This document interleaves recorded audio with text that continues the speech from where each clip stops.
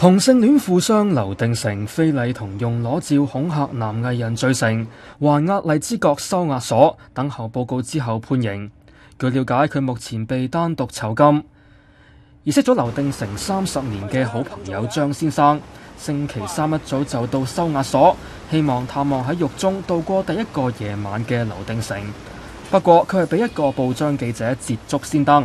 因為張先生趕時間等唔到，最後只好託個記者將佢帶嚟嘅一啲日用品同零食轉交俾劉定成。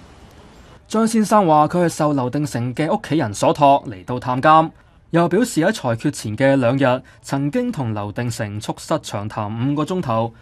佢指一直高調並且睇嚟處之泰然嘅劉定成，其實十分之擔心判決結果，又認為媒體連日嚟嘅追訪其實係害咗佢。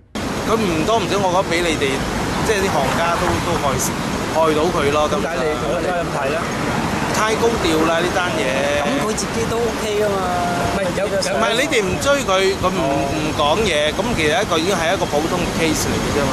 不嬲佢都係擔憂，只不過你哋喺你哋面前，可能佢又即係比較係寬容隨緣啲咯。